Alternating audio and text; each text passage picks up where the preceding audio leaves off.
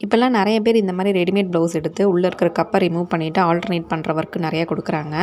என்ன அப்டின்னா, எல்லாமே பொட்டிக் ஸ்டைல் ஸ்டிச்சிங்காக இருக்கிறதுனால கப்பு வந்துட்டு வெளியில் எடுத்துட்டு ஸ்டிச் பண்ணணும் அப்படிங்கும்போது, எல்லாமே இன்விசிபிள் ஸ்டிச்சஸாக இருக்கிறதுனால எந்த இடத்துல இந்த கப்பை வந்துட்டு வெளியில் எடுக்கிறதுக்கான ஸ்டிச்சஸ் இருக்குன்றது நெறைய பேத்துக்கு ஒரு காம்ப்ளிகேட்டடான விஷயம் தான்.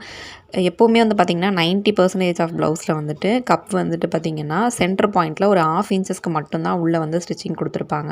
ஸோ அதனால் எப்போவுமே வந்துட்டு மேக்ஸிமம் உங்களால் எவ்வளோ முடியுமோ அந்தளவுக்கு கையாலே வந்து துணியை வந்துட்டு கொஞ்சம் அந்த ஸ்டிச்சஸை லூஸ் பண்ணி விட்டுட்டு கொஞ்சம் கேர்ஃபுல்லாக இந்த மாதிரி சின்னதாக வந்துட்டு துணியை வந்துட்டு வெளியே எடுத்து விட்டுட்டு கப்பை நீங்கள் வெளியே எடுத்தீங்கன்னாலே வந்துடும். வந்ததுக்கப்புறமா வெளியில் இருக்கிற பிரின்சஸ் கட்டுக்கு ஏற்ற மாதிரி உள்ளே இருக்கிற லைனிங் கிளாத்தை மட்டும் இந்த மாதிரி வச்சு ஒரு மைனூட்டாக ஒரு ஸ்டிச்சஸ் போட்டுருங்க. இதில் 2 டைப் ஆஃப் இருக்குது எப்படி ரிமூவ் பண்ணுறது அப்படின்னு சொல்லிட்டு. இதில் வந்து இது ஒரு டைப் ஆஃப் ரிமூவல். இன்னொரு டைப் வந்துட்டு நான் அடுத்த வீடியோவில் உங்களுக்கு காமிக்கிறேன். கண்டிப்பாக பிகினராக இருந்தீங்கன்னா இந்த வீடியோ யூஸ்ஃபுல்லாக இருந்திருக்கும்.